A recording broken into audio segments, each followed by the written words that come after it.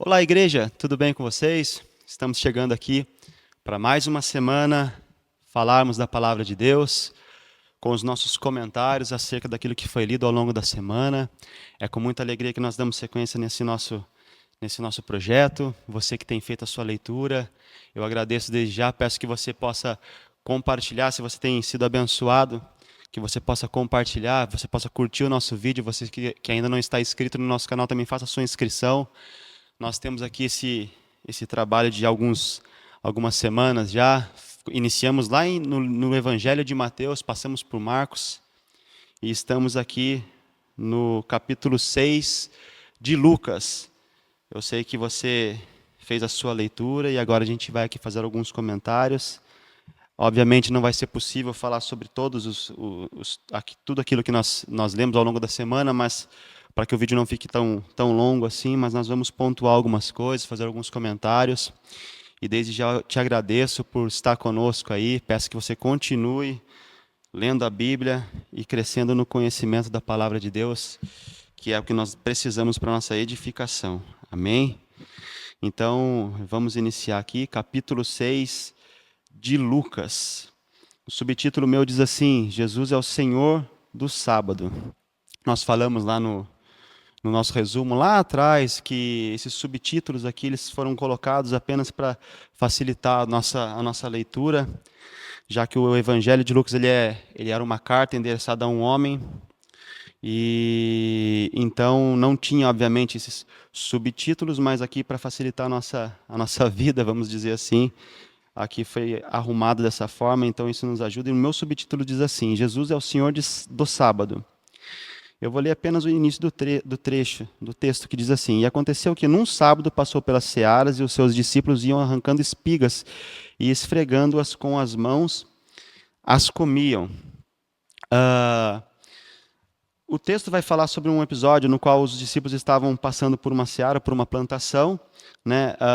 Eles eram itinerantes, então imagino ali que eles não tinham alimento assim disponível todo o tempo, então assim eles faziam da forma que dava, né? E eu imagino que ali com fome eles vinham as espigas, não se dando conta, obviamente, que era sábado, já que o trabalhar no sábado era um costume, não trabalhar, aliás, no sábado era um costume dos judeus, pela ordenança, por um mandamento. Mas não se atentando a isso, eles comiam. E diz o texto que ali existiam alguns fariseus. E eles observavam o que aqueles homens faziam constantemente, porque eles estavam ali, obviamente, tentando condenar as atitudes daqueles homens e procurar algo para que pudesse incriminar a Jesus. Então eles dizem a Jesus: olha, por que os seus discípulos fazem isso? Você acha lícito eles escolherem no sábado, trabalhar no sábado? Então diz assim o texto no verso 3, que Jesus responde e diz assim: Nunca lestes o que fez Davi quando teve fome? Ele e os que com ele estavam, como entrou na casa de Deus e tomou os pães da proposição e os comeu e deu também aos que estavam com ele, os quais não lhe era lícito comer, senão só os sacerdotes? E dizia-lhes: O Filho do Homem é Senhor até do sábado. Jesus aqui ele usa um exemplo para poder escancarar ou para poder lhe mostrar desde já a hipocrisia daqueles homens, daqueles fariseus. Ao longo do seu discipulado, ao longo dos seus anos de ministério na terra, Jesus ele foi altamente combatido pelos fariseus, pelos religiosos, pelos saduceus, aqueles homens da época que tinham algum cargo ministerial e ali eles tinham ali o respeito daqueles homens, daquele povo, e eles estavam vendo um homem ali quebrar tudo aquilo que eles estavam ensinando ao longo dos anos. Então eles tinham raiva, eles realmente ficavam, se sentiam desrespeitados por ver Jesus ali, enfim, lidar com coisas que eles antes condenavam. E Jesus ele passa parte do seu ministério, ou boa parte, escancarando e mostrando para aqueles homens a hipocrisia daqueles homens, porque eles criticavam o povo judeu, aqueles discípulos de Jesus, por estarem colhendo no sábado. Mas Jesus então ele volta lá no rei Davi, lá atrás, ainda no Antigo Testamento, para dizer para eles assim: olha, vocês estão criticando eles hoje, mas vocês não criticavam Davi, porque Davi comeu e fez algo que também era contra uma ordenança, porque ele não podia tomar o pão da proposição. Mas ele fez. Mas aqueles fariseus não condenavam, não usavam isso para condenar ou para criticar Davi. Porque, obviamente, eles estavam ali apenas querendo mostrar aos homens que o seguiam que Jesus era um falso profeta, um falso Messias e que era um pecador. Se você se lembrar, eu disse no meu comentário que Lucas, boa parte do seu texto, ele tenta apontar Jesus como um homem, o filho do homem que era justo e sem pecado. E aqueles fariseus, os saduceus da época, queriam dizer que não, que ele era apenas mais um pecador, dentre tantos outros que já passaram por ali, se dizendo o Messias. E aqui Jesus ele faz isso no sábado, ele aponta ali pela primeira vez a hipocrisia daqueles homens. Seguindo ainda mais o texto, vai dizer ali, a partir do verso 6, vai contar a história de um homem que tinha a mão mirrada. Né? Ah, diz assim, aconteceu também em outro sábado. Olha o sábado de novo aí. Ele entra numa sinagoga, ele estava ensinando, ele via um homem que tinha a mão direita mirrada. A mão direita mirrada ou a mão direita atrofiada. E tinham ali também escribas e fariseus, e eles atentavam nele, se curaria ele no sábado. A preocupação daqueles homens, obviamente, não era se Jesus iria fazer algo bom ou ruim, era se eles poderiam pegar algo que Jesus faria não contra aquele homem ou a favor daquele homem, mas contra a lei mosaica. Mais uma vez, buscando condenar. E Jesus, ele sabendo e conhecendo o coração daqueles homens, ele vai e cura esse homem. Ele cura esse homem e mais uma vez ele mostra para aquelas pessoas que estavam ao seu entorno que aqueles homens, na verdade, eles não estavam preocupados com o que Jesus estava fazendo. Estavam preocupados apenas se ele cumpria as ordenanças, cumpria as leis. E Jesus disse assim: uma coisa vos hei de perguntar, é lícito no sábado fazer bem ou fazer mal? Salvar a vida ou matar? E olhando para todos ao redor, disse ao homem: estende a mão. E ele assim o fez, e a mão lhe foi restituída sã como outra. E ficaram cheios de furor uns com os outros e conferenciavam sobre o que fariam com Jesus. Aí você pode notar, né, como eu disse, a preocupação deles não era se haveria o milagre em si não era algo que trazia alegria para aqueles religiosos, mas o fato de ser um sábado enfurecia aqueles homens, porque na verdade o que eles queriam era cumprir as leis, não se atentando para o que Jesus estava fazendo ali. Eu fico imaginando no dia de hoje, por exemplo, se isso acontecesse num dia qualquer, qual seria a nossa atitude? A nossa atitude seria, a nossa relação seria de espanto, de alegria por ver alguém que estava sendo curado ali de uma doença tão grave, tão difícil, tão triste. Mas aqueles religiosos não, eles se enfureciam porque Jesus quebrava uma tradição da religião, uma tradição de uma ordenança mosaica, de uma ordenança, de uma lei que aqueles homens seguiam e cuidavam seguir, como se a lei por si só fosse suficiente para salvar ou para justificar alguém. Jesus ele vem para dizer que não, que a lei ela serviu até o período antes de aparecer, antes dele vir à Terra, porque Jesus ele era maior do que a lei. Ele diz ainda que ele não veio quebrar a lei, mas ele veio para cumprir a lei. Mas aqueles homens ainda não tinham esse entendimento. Aí mais à frente vai dizer ali, vai falar no capítulo, aliás, no capítulo 6, a partir do verso 12, vai tratar da eleição dos 12. Esse trecho, ele também, esse fato, ele também foi narrado ali em Mateus 10, a partir do verso 1 até o verso 4, e em Marcos, a partir do capítulo 3, no verso 13 até o verso 19. Mas o primeiro versículo diz assim: e aconteceu que naqueles dias, subiu ao monte a orar, e passou a noite em oração a Deus. Como eu disse, em Mateus ele narra essa história, em Marcos também é narrado, mas aqui em Lucas é o único dos evangelhos que ele vai dizer assim, que Jesus, antes de fazer essa escolha, ele se recolhe, ou ele sobe ao monte para orar, e diz o texto que ele passou a noite em oração a Deus. E no 13 diz assim: e quando já era dia, chamou a si os seus discípulos, e escolheu os 12 deles, a quem também deu o nome de apóstolos. E aqui vai dizer o nome dos discípulos de Jesus, né? Simão, Pedro e André, Tiago, João, Felipe, Bartolomeu, Mateus e Tomé, Tiago, filho de Alfeu, e Simão, chamado Zelote, Judas, filho de Tiago, e Judas Iscariote, que foi aquele a quem o traiu. E aí eu faço aqui um comentário relacionado a esse texto. Lucas, ele é um dentre esses três evangelhos sinóticos, é o que mais vezes vai nos mostrar as situações ou as vezes em que Jesus se recolhe e se retira para orar. Se você perceber aqui no texto, Jesus ele tinha ele ia eleger ali 12 homens dentre vários, porque é um engano achar que apenas os 12 seguiam Jesus, né? A Bíblia ela vai nos mostrar que Jesus ele era seguido por uma multidão e muitos se consideravam seus discípulos, assim, aqueles que o seguiam, que ouviam Jesus. Mas Jesus ele escolhe 12 para trazer para mais perto. E é através desses 12 que ele ia fazer ele dar sequência no seu ministério. E Jesus, antes de ele escolher os 12 que iam estar mais próximos a ele ora a Deus. Ele pede provavelmente direção a Deus, ele faz a sua oração, nós não sabemos, obviamente, o que ele fez, os seus pedidos naquela noite, naquela madrugada, até o dia amanhecer, mas nós sabemos que ele, antes de escolher os 12, ele ora durante toda a noite, e aí pela manhã, durante o dia, ele vai e escolhe os 12.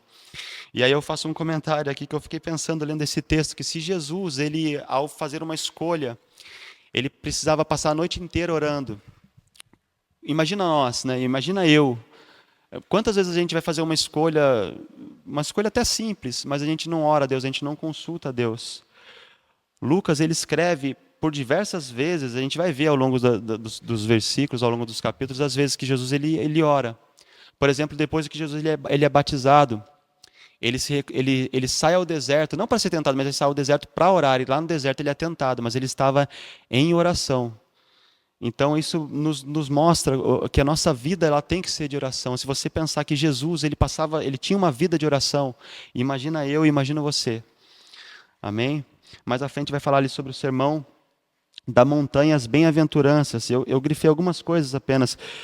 Por exemplo, lá a partir do verso 20, ele diz assim: bem-aventurados vós, os pobres. No 21, bem-aventurados os que têm de fome. Bem-aventurados vós que chorais, bem-aventurados sereis quando os homens vos aborrecerem e quando de vós vos separarem e vos injuriarem e rejeitarem o vosso nome como mal por causa do Filho do Homem.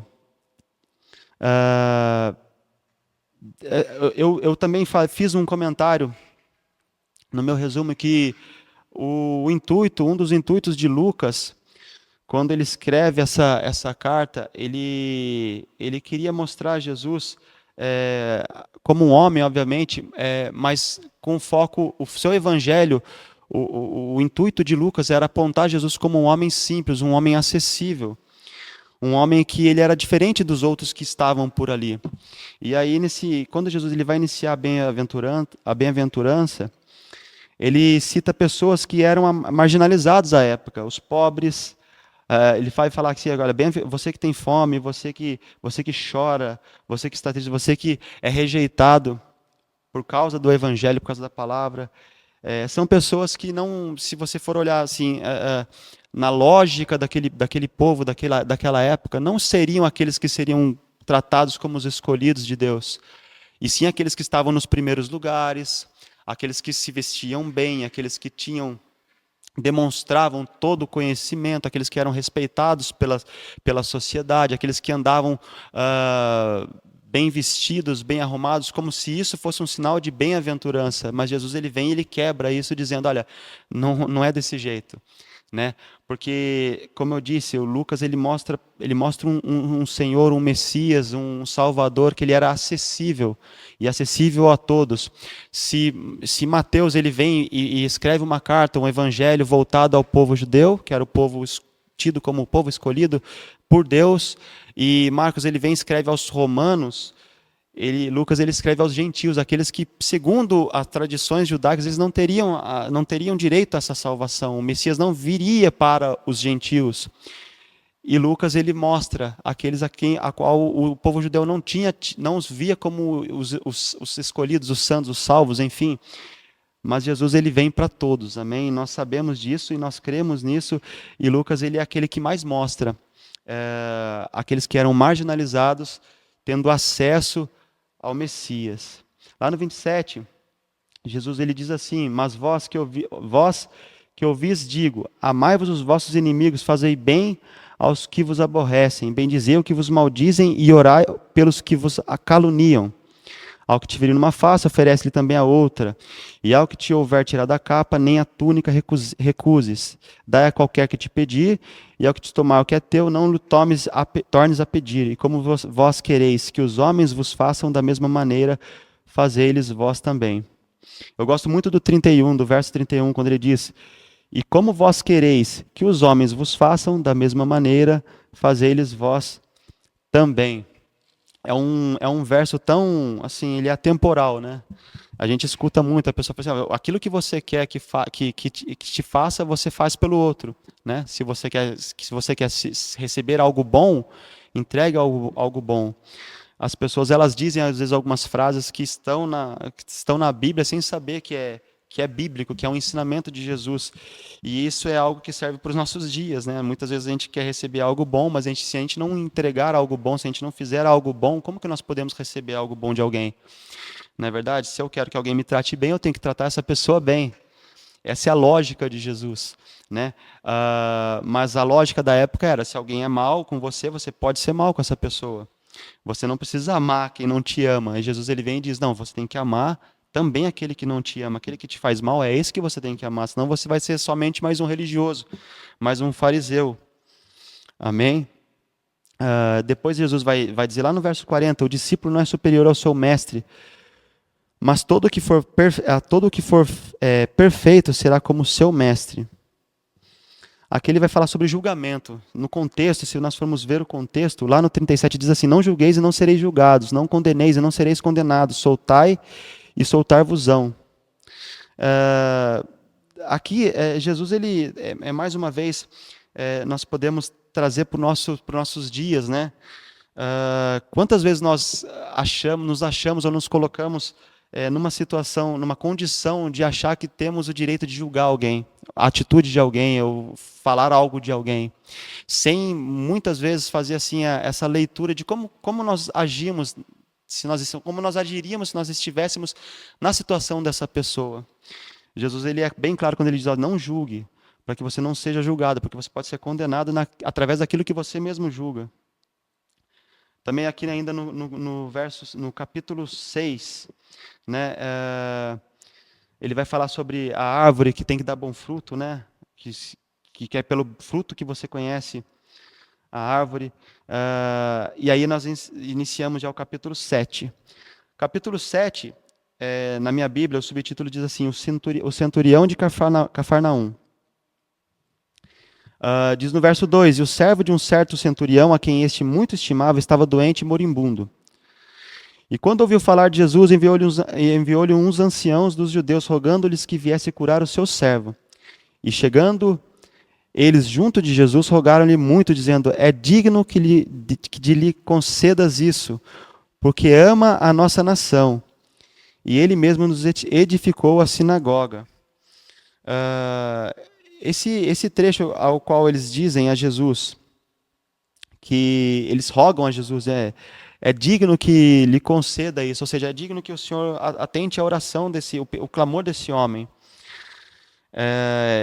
Centurião, para a gente explicando um pouco o que seria o centurião era um oficial de alta patente do exército romano, responsável por comandar uma unidade que consistia em cerca de 80 a 100 soldados.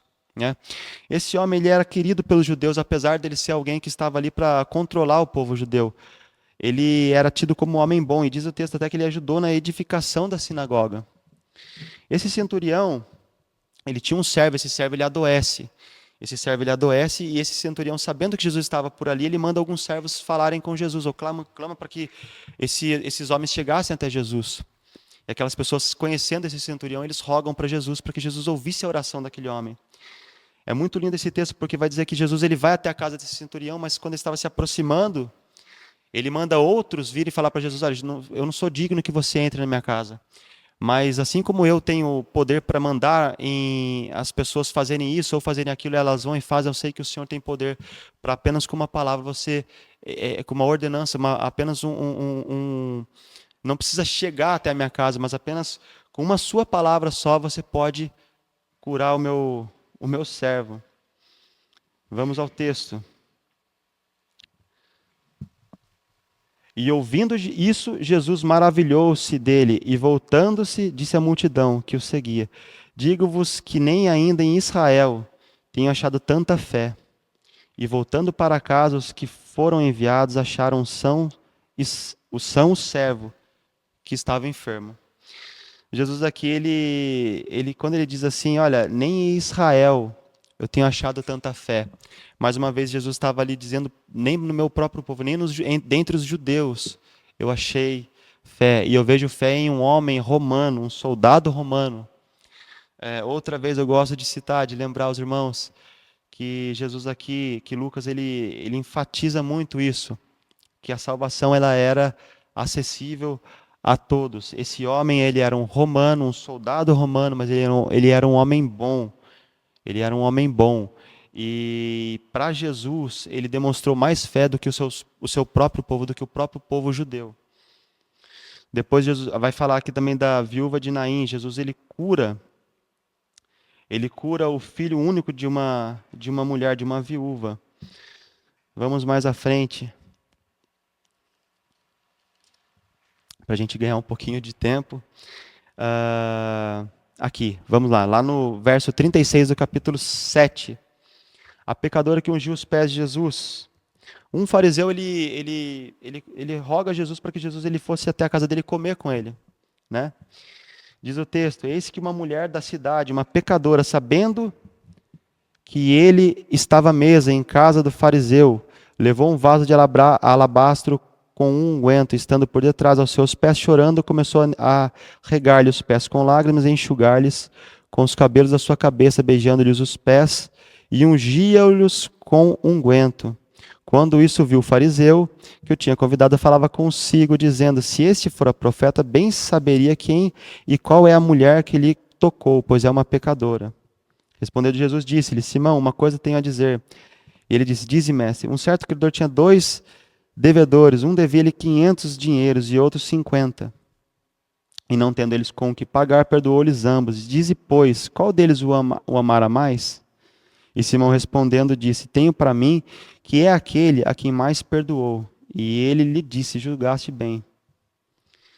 Voltando-se para a mulher, disse a Simão, vê tu essa mulher? E ele vai dizer, entrei em tua casa e não me deste água para os pés, mas esta regou meus pés com lágrimas e me enxugou com seus cabelos. Não me deste ósculo, mas esta, desde que entrou, não tem cessado de me beijar os pés. Não me ungiste a cabeça com óleo, mas essa ungiu meus pés com unguento. Por isso te digo que os seus muitos pecados lhe são perdoados, porque muito amou. Mas a quem pouco é perdoado, pouco ama. Esse texto também ele é lindo, ele vai mais uma vez falar. Aqui ele não, apesar de não dizer o homem, diz que uma certa mulher, mas ele mostra uma mulher que também se aproxima de Jesus e mostra também mais uma vez a preocupação dos fariseus ou dos religiosos na época de que o mestre, o Messias, ele deveria ser alguém que seguia criteriosamente as leis. E Jesus não estava preocupado com as leis, apesar de ser um judeu, ele estava preocupado em fazer aquilo que ele tinha que fazer. Ou seja, ele vê ali uma atitude de uma mulher quebrantada nos seus pés, e ele vai apontar, ele vai dizer que os pecados dela foram perdoados, porque ela muito amou, e quem muito ama, muito é perdoado. Vamos lá, novamente no texto. A quem pouco é perdoado, pouco ama. Se os seus pecados eles eram tantos, eles eram muitos pecados, como aquele homem diz, olha, se ele fosse um profeta, ele saberia quem é essa mulher, porque ela era uma mulher pecadora. Provavelmente ela tinha muitos pecados, mas ela muito amou Jesus.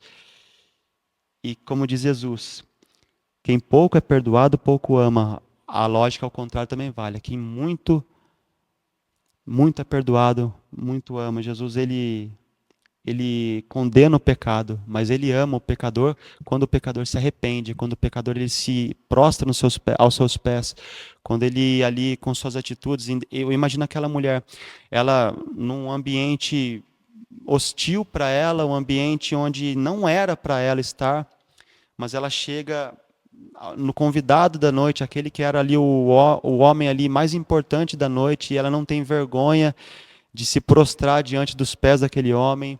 Ela chora copiosamente a ponto de molhar os pés de Jesus, e ela seca os pés de Jesus com seus cabelos. Eu imagino assim uma oração, um choro realmente de tristeza, um choro de desespero, porque eram muitos pecados, mas ela muito amou Jesus com aquela atitude. Jesus disse: olha, se ela me amou muito, ela também vai receber na mesma proporção o perdão por seus pecados. É uma lição que fica para a gente. A quem pouco é perdoado, pouco ama. Você faz a lógica reversa aí, e a gente entende que nós, como pecadores que somos, nós somos carentes e dependentes desse amor de Jesus. Se Jesus ele é capaz de demonstrar tamanho amor, como nós não podemos perdoar os nossos irmãos? Se nós também somos pecadores, né? Se nós não podemos amar Jesus, se nós dizemos, aliás, que amamos Jesus, como nós não amaríamos aqueles a qual o nosso Jesus ama? E como que nós amamos essas pessoas, perdoando essas pessoas? Às vezes alguém nos faz mal e às vezes isso entristece o nosso coração, mas nós temos que lembrar que Jesus é capaz de perdoar o pecado. E Ele quer que nós também sejamos capazes de perdoar os pecados dos nossos irmãos. Amém? Vai dizer lá no início do capítulo 8, falar sobre umas mulheres que serviam a Jesus.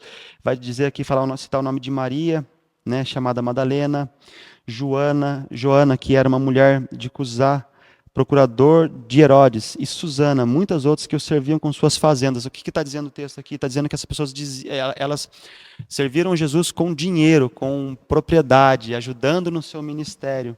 Lucas ele faz questão de colocar ali o nome dessas mulheres na sua carta, no seu evangelho, e nós conhecemos o nome de algumas mulheres que ajudavam. Muitas pessoas, obviamente, podem ter ajudado. Lucas ele coloca alguns, mas aqui dá a importância de Lucas de citar e ter essa preocupação de citar o nome de algumas pessoas, algumas mulheres que ajudaram no ministério de Jesus.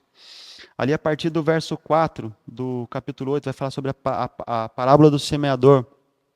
Né? Jesus ele conta uma parábola e nós conhecemos bem essa parábola, vou pular essa parábola. Tem outras parábolas no capítulo 8, a parábola da candeia. Depois vai falar ali sobre a família de Jesus, que foi encontrar com Jesus. Mas Jesus ele diz assim: minha mãe e meus irmãos são aqueles que ouvem a palavra de Deus e a executam. Ele disse isso porque disseram a Jesus: olha, está lá fora tua mãe e teus irmãos e querem te ver. Então Jesus ele diz: olha, a minha mãe e meus irmãos são aqueles que ouvem a palavra de Deus e a executam. Ou seja, ele diz assim: olha, quer estar próximo de mim? Escute a palavra do Senhor, a palavra de Deus, e faça, e pratique.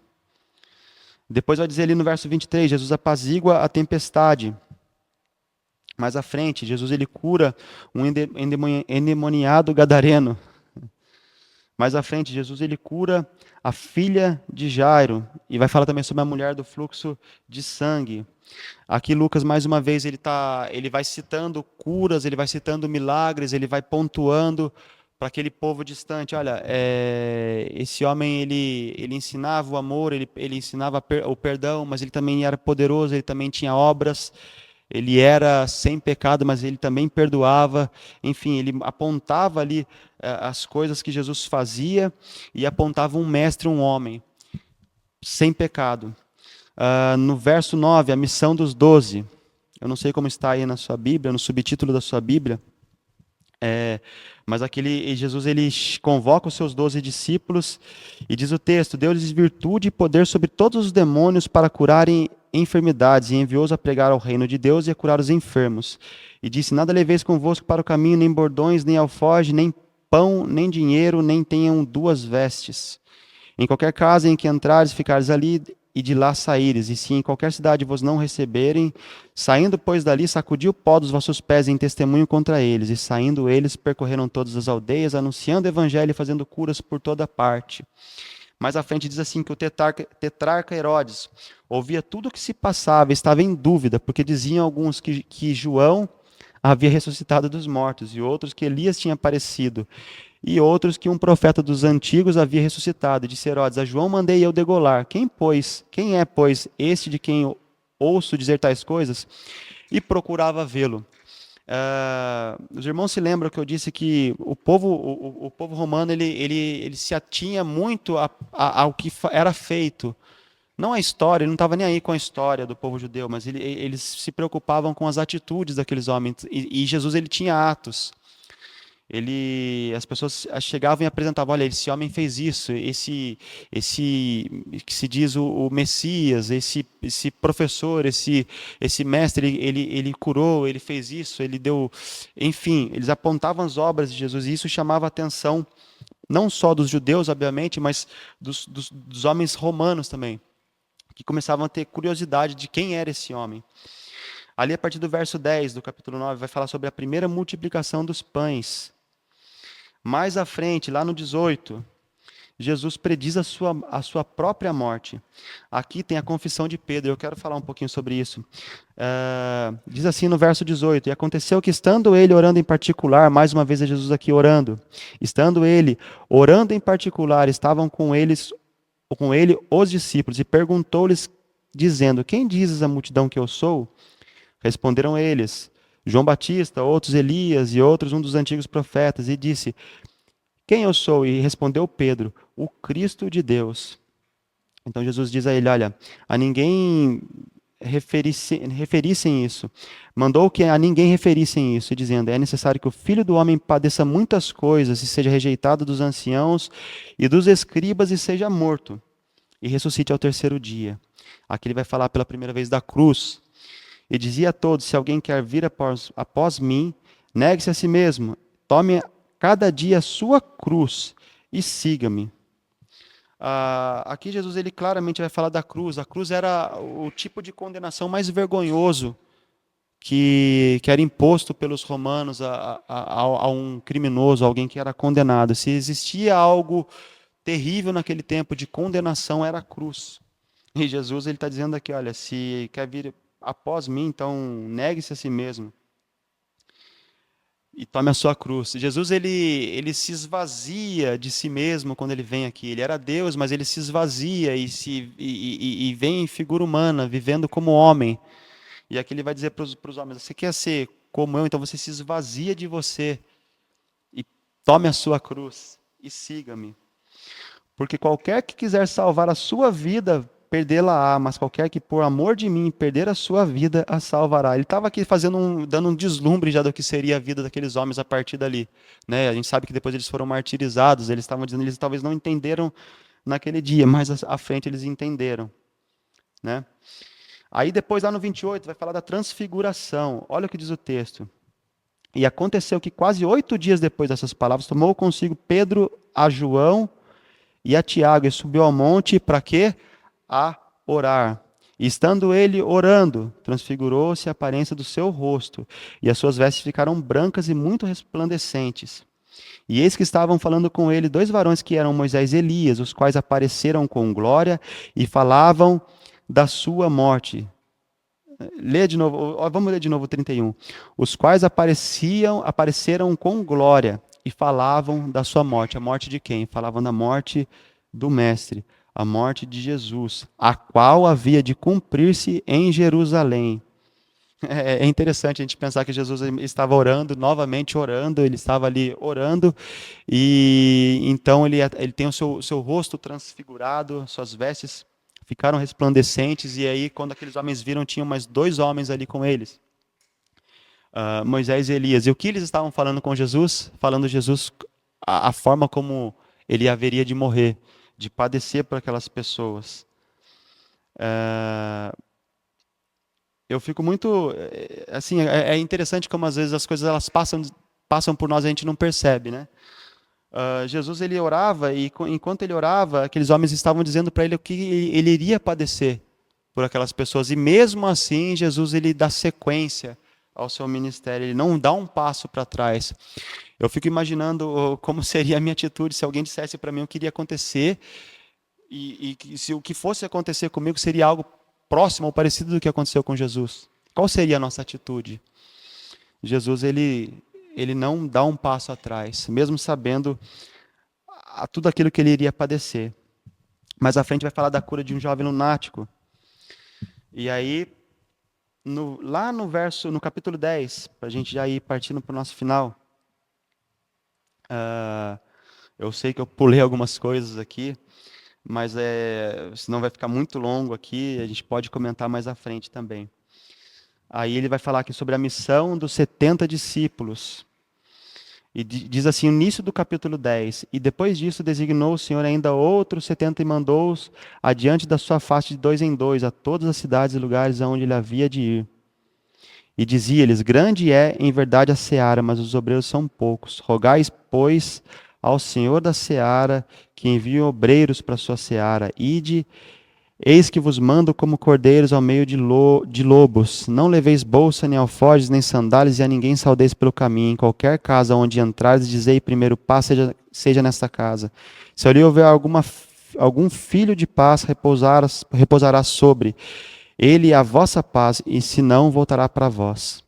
E ficai na mesma casa, comendo e bebendo do que eles tiverem, pois digno é o obreiro do seu salário, não andeis de casa em casa. Aqueles homens, a renda daqueles homens ela era oriunda de doações, ela era oriunda de ajuda. Eles tinham uma vida itinerante, eles não tinham uma casa, uma morada fixa. Então eles viviam de favores, a gente pode por assim dizer, né? Então Jesus ele diz assim, se alguém te receber bem, você fica nessa casa.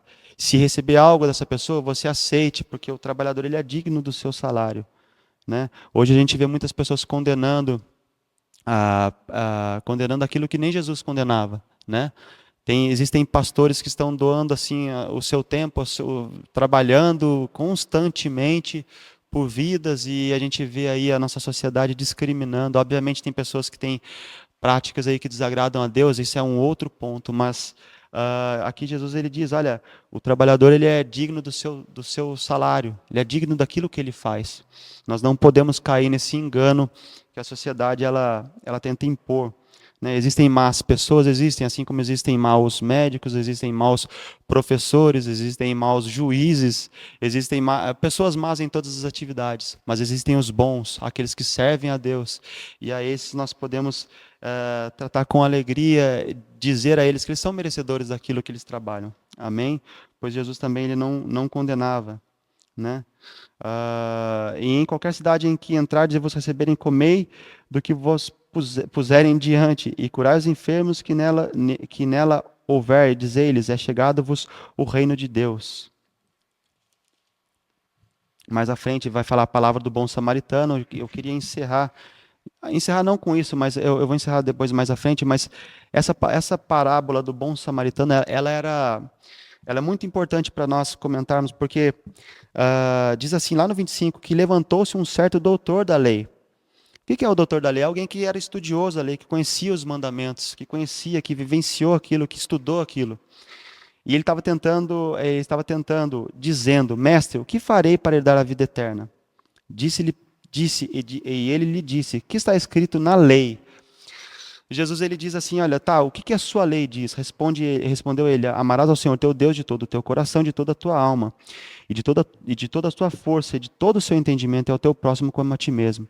E disse-lhe, respondeu bem, faze isso e viverá. Ele, porém, querendo justificar-se a si mesmo, disse a Jesus, e quem é o meu próximo? Então Jesus ele dá-lhe uma aula para aquele homem. Ele vai falar sobre a parábola do bom samaritano. Ele diz assim, um homem de Jerusalém, ele descia de Jerusalém para Jericó e caiu na mão de salteadores ou de ladrões. Quando Jesus ele diz assim, olha, um homem ele ia de Jerusalém para Jericó, ele faz-se entender que era um homem judeu que estava viajando de Jerusalém até Jericó. E ele foi assaltado. E eles não só o roubaram, mas eles espancaram aquele homem e deixaram ele ali quase como morto. Provavelmente, na parábola, Jesus estava dizendo que aqueles homens acharam realmente que tinham matado, mas deixaram ele ali, só que ele ainda estava vivo. E olha que interessante que vai dizer no verso 31. Descia pelo mesmo caminho um sacerdote. Depois vai falar que descia também um levita. E os dois passaram e não ajudaram aquele homem. Aquele homem era um doutor da lei. Você pode imaginar a ofensa para aquele homem, porque Jesus, ele entendia o que Jesus estava dizendo. Porque Jesus usava ali exemplos que ele entendia, né? Era um sacerdote e um levita, né? Pessoas que trabalhavam no templo, mas eles não ajudaram. E quem ajuda aquele homem? Um samaritano, né? Havia ali uma rixa, uma guerra, um ódio entre os judeus e entre os samaritanos, né? Eu imagino que você conhece a, a história, mas enfim, é uma rivalidade que vinha de anos. E eu até pontuei aqui que a rivalidade entre judeus e samaritanos ela tinha raízes históricas, étnicas, religiosas. O conflito começou quando o reino de Israel foi dividido, ou seja, é lá de trás, é coisa antiga. Outro exemplo, que os samaritanos eles aceitavam apenas alguns livros, os 5 primeiros livros da Bíblia, né, o Pentateuco, no qual é, e tinham seu próprio templo sagrado no Monte Gerizim. Eles rejeitavam o templo de Jerusalém, os sacerdotes judeus. Era uma coisa assim antiga, né? Ah, e aí Jesus ele está dizendo, olha, quem é aquele que ajudou, né? Ah, então ele pergunta: qual, pois, desses três te parece que foi o próximo daquele que caiu nas mãos dos salteadores? E aquele homem é obrigado a dizer: olha, o que usou de misericórdia para com ele. Então disse Jesus: vai e faze da mesma maneira. Ou seja, Lucas, ao escrever isso, ao colocar isso na sua carta, mais uma vez ele estava dizendo aqui que para Jesus não tinha diferenciação. Não interessava se você era um judeu e iria ajudar um samaritano, se era um pecador ou não, você tinha que fazer o bem. Jesus ele chamava aqueles homens para dizer, olha, o mais importante é você amar o seu próximo, independente de quem seja o seu próximo. Se o seu próximo hoje é um samaritano, você ama o samaritano. E isso era impossível para o entendimento daqueles homens judeus da época. Depois ele vai falar sobre o trecho ali de Marta e Maria. Jesus ele estava na casa dessas irmãs, né, Marta e Maria. E aí uma estava trabalhando para servir o mestre, a outra estava ali sendo alimentada espiritualmente pelos ensinamentos do mestre. Então, Marta distraída, ela com os serviços, ela diz assim, olha, Jesus, pede para minha irmã me ajudar. E Jesus ele vai dizer, olha, é, lá no 41, respondeu Jesus, disse-lhe, Marta, Marta, estás ansiosa e afadigada com muitas coisas, mas uma só é necessária, e Maria escolheu a boa parte, a qual não lhe será tirada. Amém? Nós vamos encerrar aqui, né, com esse texto de Marta e Maria, tão conhecido da igreja, né? Jesus ele diz assim, olha, ela escolheu a boa parte, né? Marta estava preocupada com as coisas, com os afazeres, com as coisas do dia a dia, em servir a Jesus. Olha que interessante, parecia que era algo bom, mas quem estava realmente recebendo algo bom era não Marta, mas Maria, porque Maria estava recebendo ali os ensinamentos de Jesus, ouvindo as histórias do mestre, sendo discipulada. Muitas e muitas vezes a gente se atenta para tudo que está ao nosso redor e assim a gente se preocupa com as coisas do dia a dia, mas nós não podemos abdicar da palavra do Senhor e de nos alimentarmos diariamente da palavra do Senhor, porque isso traz edificação para para nossa vida. E como assim edificação para nossa vida? Nós somos edificados quando nós conhecemos a palavra do Senhor. É isso que nós precisamos. Eu queria encerrar é, falando a respeito disso. Maria escolheu a boa parte, que nós também possamos escolher a boa parte. Amém? Eu encerro por aqui, espero os irmãos também na próxima semana, para a gente dar sequência ao Evangelho de Lucas. Eu espero que você tenha gostado. Se tiver alguma dúvida, deixa aí nos comentários e a gente vai te responder. Em nome de Jesus, se nós não respondermos, nós vamos, na hora, nós vamos, logo após, nós iremos responder, deixar ali o nosso comentário. Você também pode deixar aí a sua curtida, se você gostou, tem gostado do conteúdo. Se você não nos segue, siga a nossa página. Nós temos feito esse trabalho aí já há algumas semanas. Tem muita coisa. Aproveita também fazer um convite para os irmãos que não conhecem a comunidade cristã. Venha conhecer, venha fazer parte da nossa família. Você vai ser muito bem recebido. Eu creio que você vai ser bastante edificado também aqui, em nome de Jesus. Amém? Deus abençoe. Eu espero os irmãos na próxima semana para a gente continuar falando sobre esse evangelho de Lucas. Amém? Deus abençoe e até a próxima semana.